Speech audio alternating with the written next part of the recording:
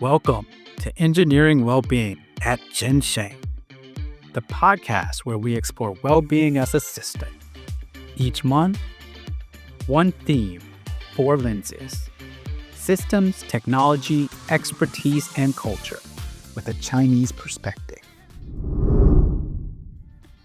Welcome to Engineering Wellbeing podcast here at Jinshang, where we talk about well-being as a system. So I'm very glad today for this first episode of this new concept that we try to bring here to have our host, actually, Dr. Gerald. Thank you to be here. Hello, everybody. Thank you, Dr. Paul, for having me.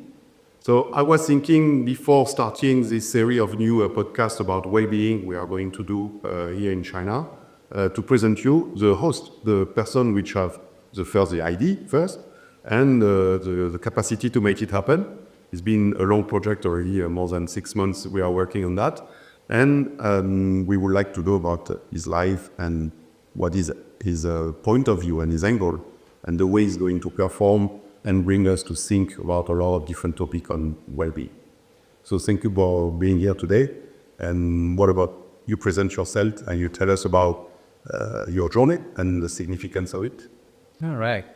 Well, hello, everybody. I'm Dr. Gerald Anthony. My journey, that's a big question. And so my journey, and I'll say my China journey, began in 2002. So I've been in China for around 24 years now. And back in 2002, this is when I was just finishing university. I know some people are doing the math right now, trying to figure out my age. But actually for my undergraduate, my first one, I actually was a business major. And so I actually wanted to study hotel management, quite different from where I am now. But as a business major, my school taught me that it was good to be different. And I always did think differently. Not just looking at things as something that's a simplistic, this or that, but something where everything had layers. And as a business student, I started looking at the world not as just continents, but I started looking at it as the people in the world and how those people were layered. And what I found a strong interest in was particularly Asia. And I found that the Asian continent back at this time in 2002 had huge potential. Pretty much, it was untapped everything. And so as a business person, I said, okay, let me go to China for 1 year. Just 1 year, then I'll come back to the States and I'll continue being a business professional. I heard this one a lot of times. Yeah, that's. And so the saying goes, you stay in China 1 year, you think you know mostly anything. Then you stay 5 years, you realize you don't know a lot of things. Then you stay 10, 20 years, you actually realize, I can't go away. And so my China journey basically brought me as a business person, but over this 20-year period of time, again, focusing on the people again. I had a slogan version into mental health. And I actually found type of people of China needed mental health support. But what I found was that in China, there was a broad need and a broad social network where actually mental health and the mentality of individuals was something that was growing, but growing in a positive way, in the sense that I learned a lot of lessons living here in China that caused me to appreciate mental health and also appreciate helping others. And that's where kind of my part for the key is helping others. So you saw is the evolution of the mental state in China, plus what you say more or less the philosophy, you mean, what you learn about the way people act and speak and behave. That's what you mean, right? Correct, yeah, right. So when you say mental health, do you mean as well well-being, or do you have a difference inside of that? Or what kind of example you can give me about what marked you here in China? I would say well-being, and a simple example that I'll give. When I first came as a businessman to China, one of the aspects that I came in across this was people wanting to learn the language.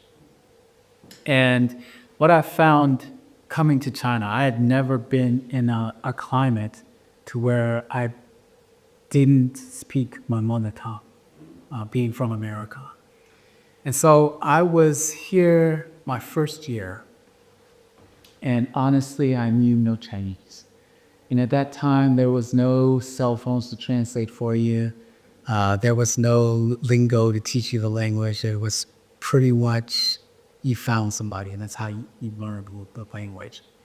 And so as I struggle with day to day, trying to do basic things like order food, order water, get a taxi to where I needed to go, I found that the Chinese people were incredibly helpful.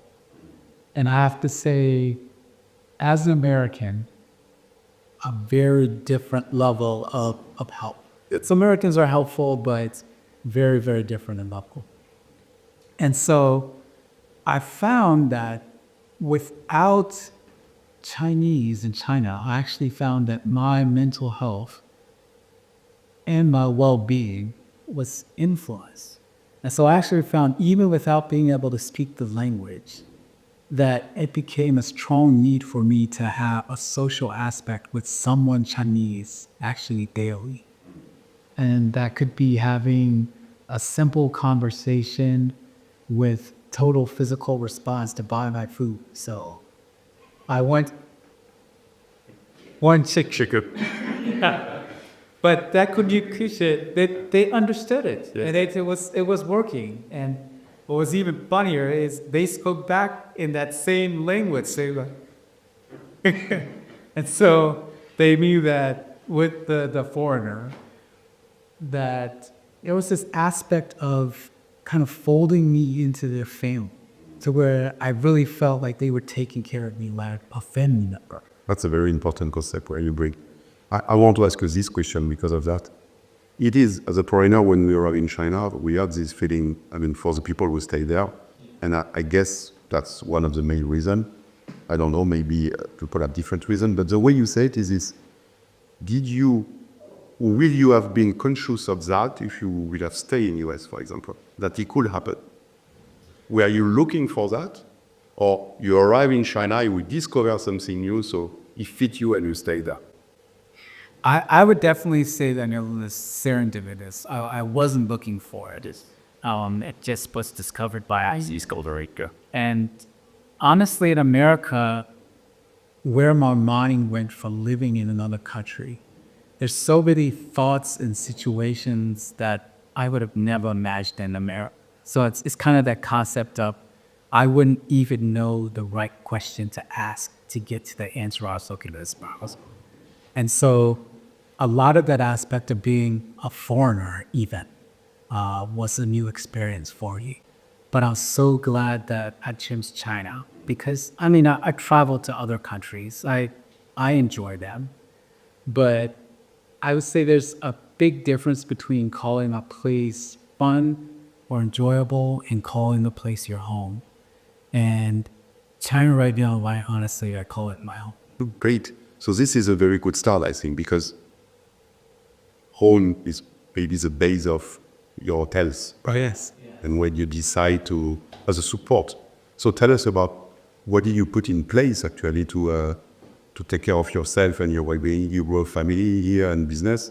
And so what bring you, I will say, what's the major thing happening in your life that bring you to today creating this podcast with you? Well, I would say for this podcast, staying in China and actually working in different aspects of China, something that I noticed was that a lot of different areas of society are changing, but it's not really discussed. And what do I mean by that? For example, you you can mention an industry like the education industry. From 2002 until now, education has changed tremendously. But a lot of the methodology is still the same as before. And so when you get into conversations about, well, maybe we should try something new, maybe we should get out of this kind of factory system, that's where the conversation ends. There's not really an action. But it's not education, it's finance, it's medicine, it's information itself has changed to where we have access to so much more information than before. And all of these things aren't really discussed about. And in this podcast, I see a common link because how we interpret these different industries and how we interact with them, this has an influence on our well-being, because well-being is kind of the thread that threads everything together, where it's not just an individual's well-being, but all of these different industries put everything together for us as a collective.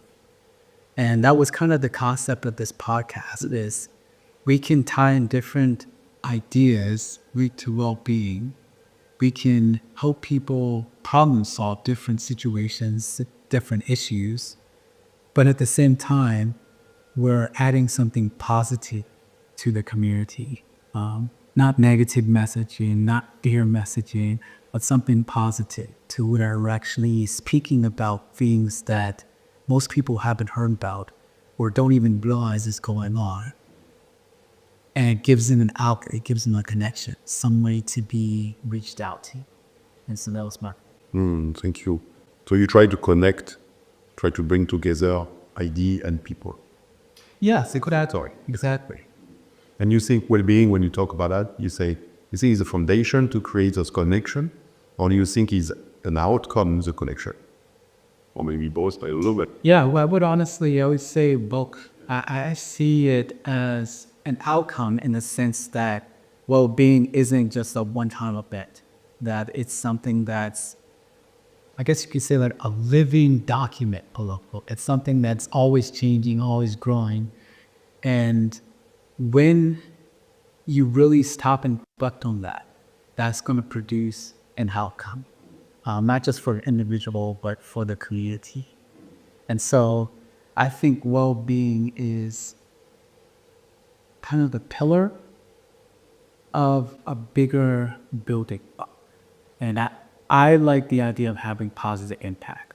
And with communication, I think that's one of the greater assets of actually being able to do that. Great. So what about Chinese culture into well-being? What did you see with all this here then? Yes, that's a very involved question.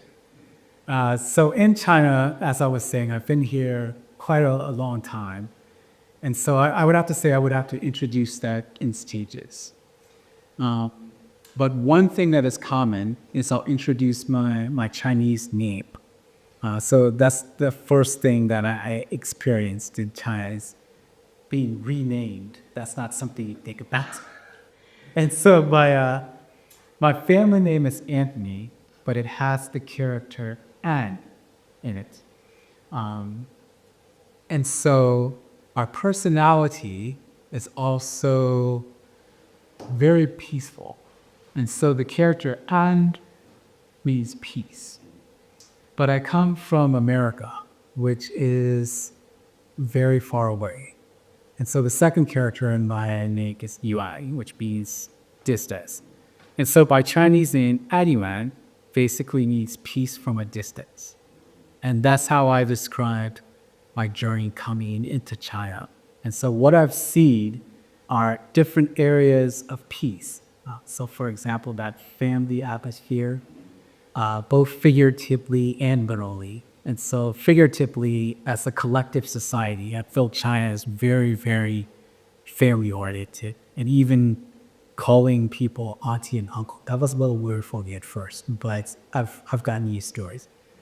But I've also started my own family here in China. And so I have a Chinese wife and a mixed culture son.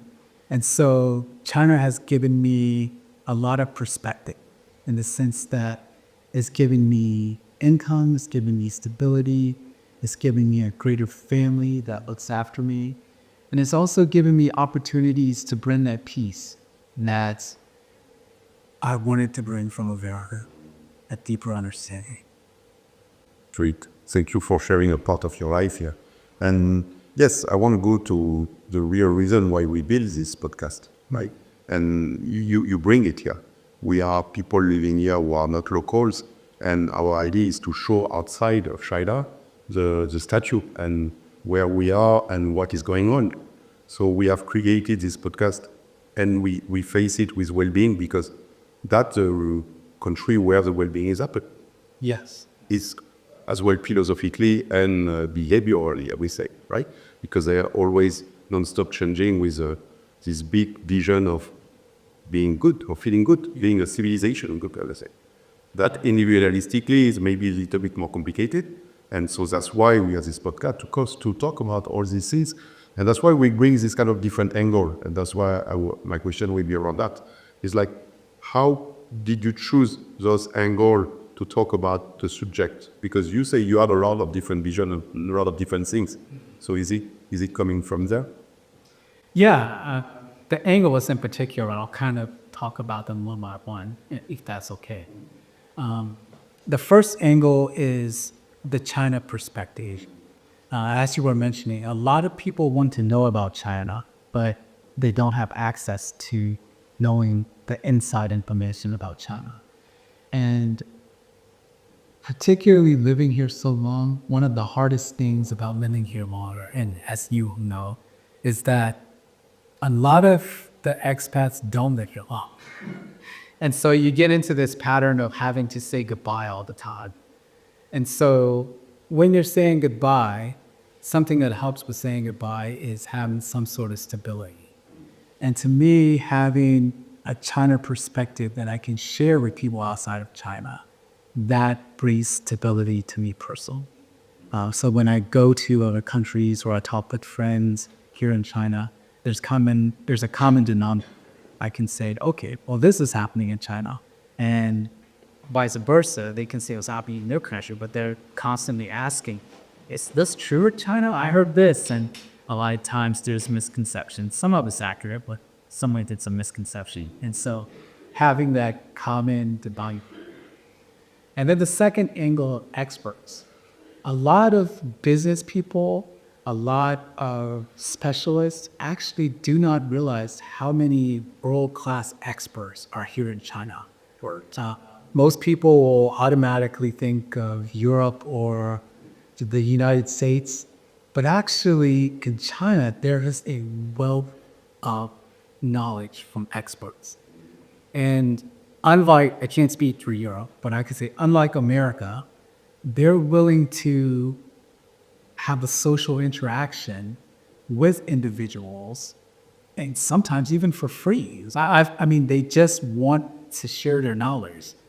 And so I think there's a lot of expert knowledge that needs to be shared that exists here in China. And that's both expats and locals, to where a lot of people don't realize that.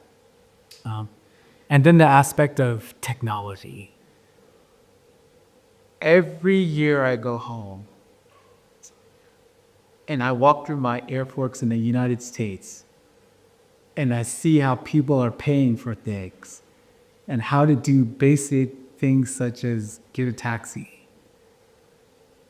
I am blown away at how far China is compared to the rest of the world. Correct. Yes.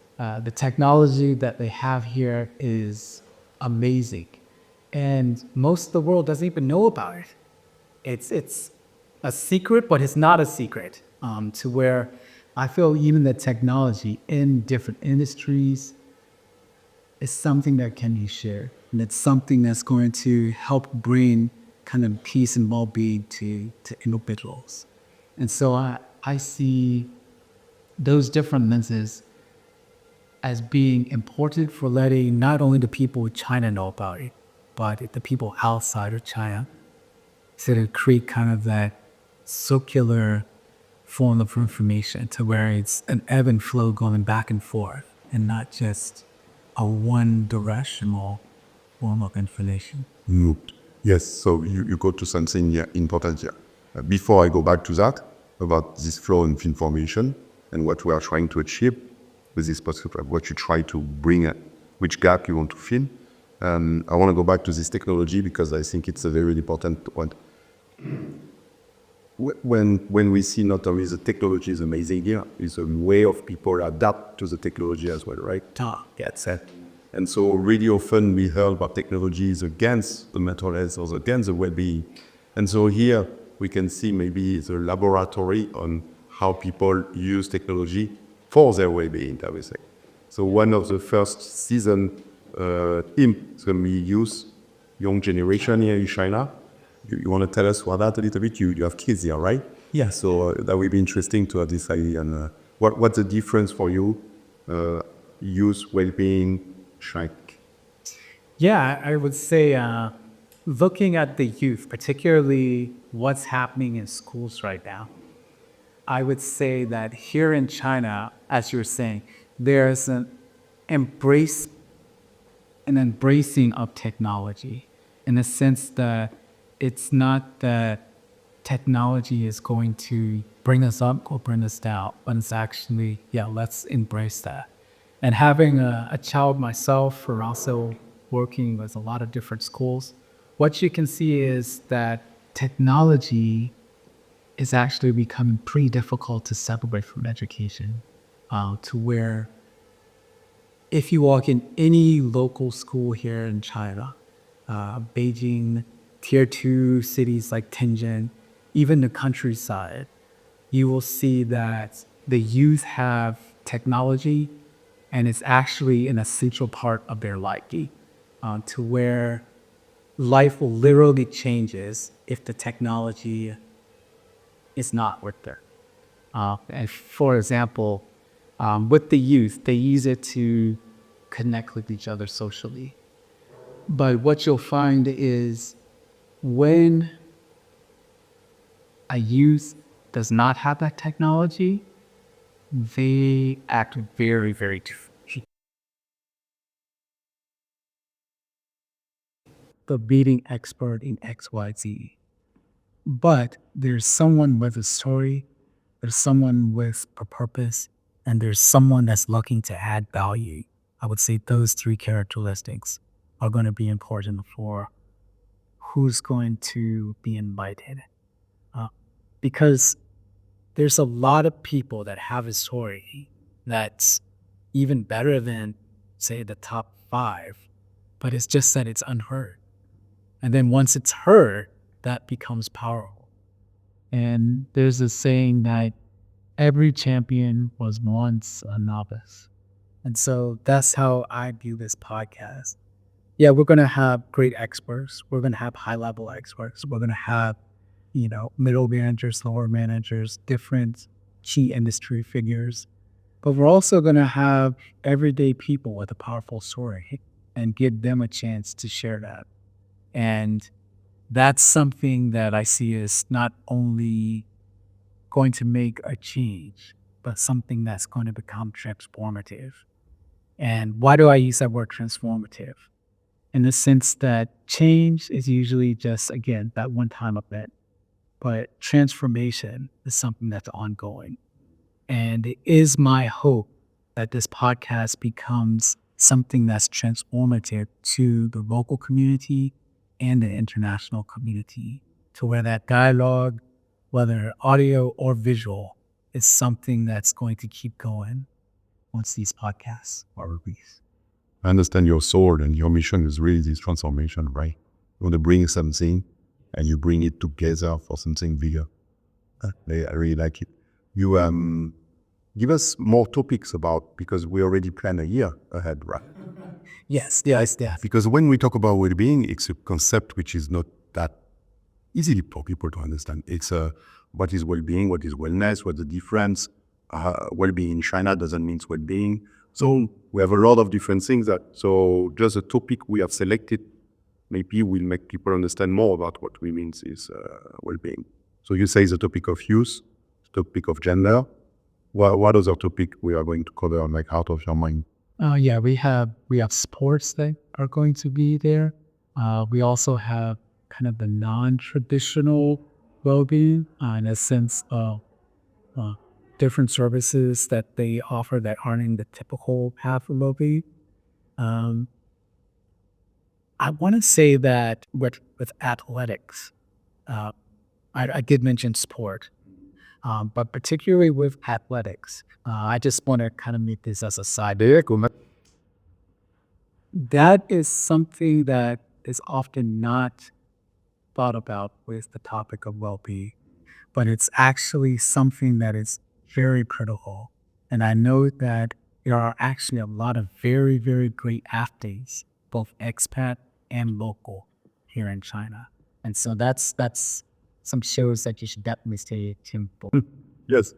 Yeah, you see, China wins the biggest number of gold medal. Yes, as a result. But I don't know if it's really because they have a good well-being. I mean, we talked about this. So yeah, mental health, sleep. And also, a lot of the technology. I know it's one of our lenses, but actually, there's going to be a special season just on technology because that is something that China really excels at, and I think that's going to be something that surprises a lot of our listeners and our viewers. At just what technology currently exists here in China. One of the topic, the first time we met each other, it was functional medicine. Yes, yes. Please, we want to share with us about how did you go in this topic and Yeah, so what interests you?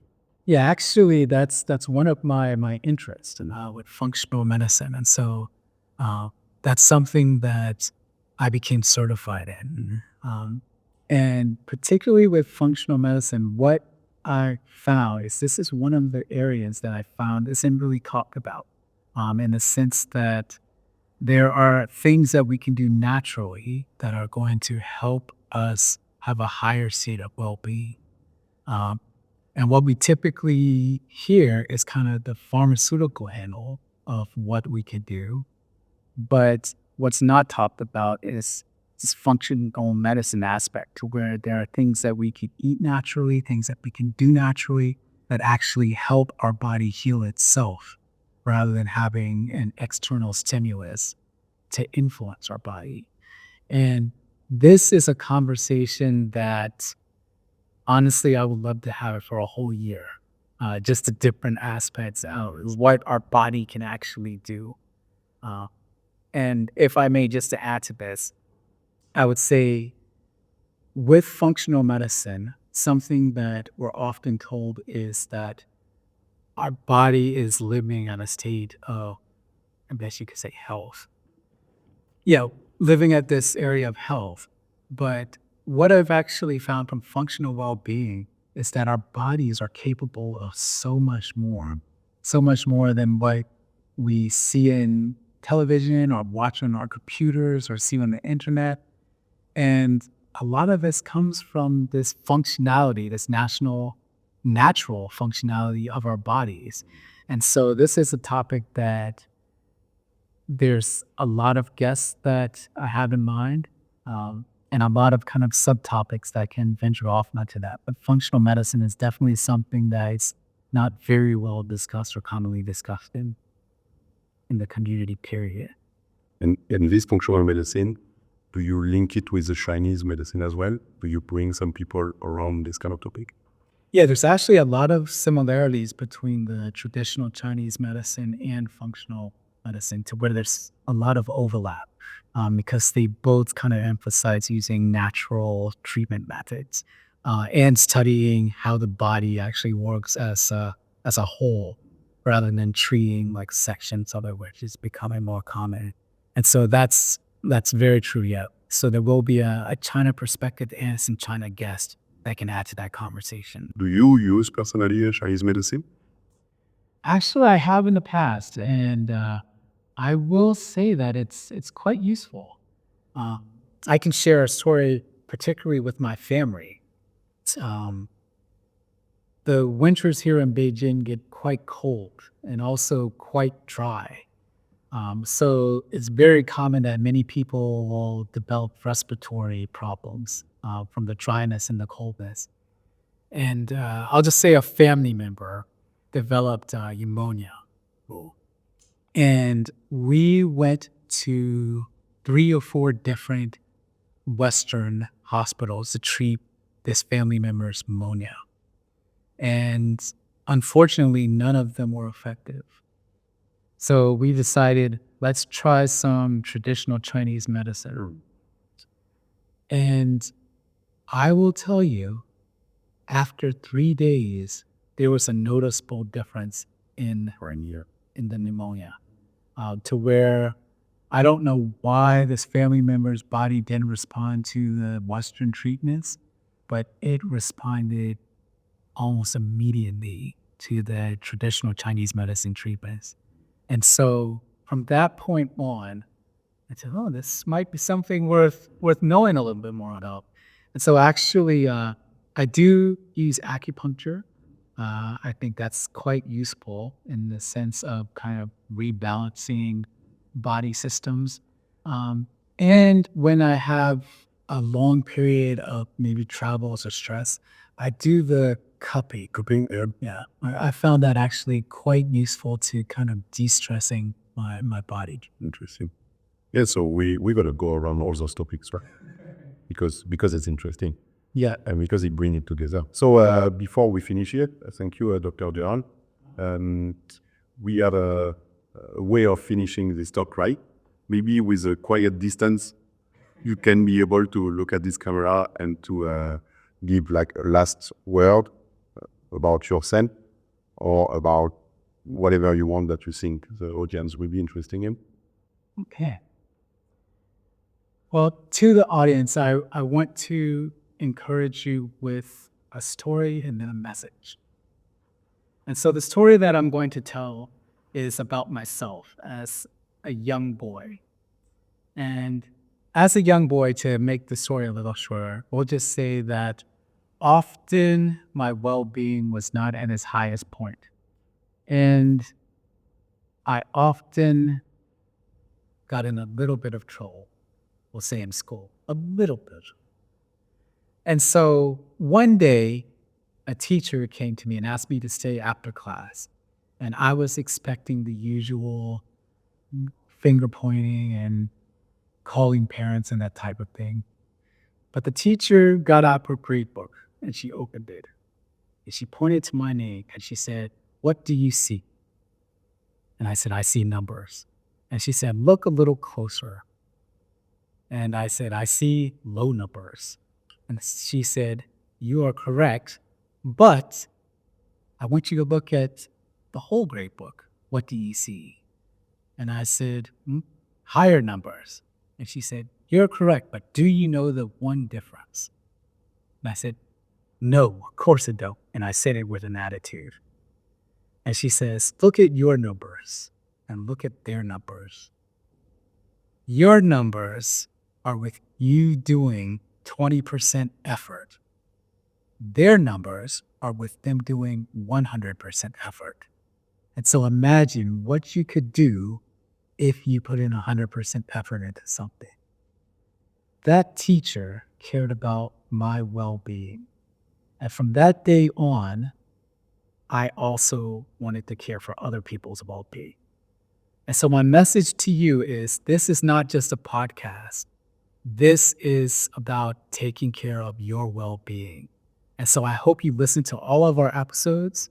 I hope that you watch them, pay attention carefully, and then also think, how can I change somebody else's well-being from what you learned from those episodes? And so I hope you enjoy all of our content, but realize that well-being isn't just a word. It's something that's important to not only yourself, but to the greater community. Great. Thank you so much, Doctor. And I'm really looking forward to have you to host this podcast every week or every 2 weeks and to answer all those questions and to have these beautiful voices on a record. Thank you. Engineering well-being at Jinshang. It's about creating bridges between the biology, psychology, and social with a China perspective, where humans can function at their full potential.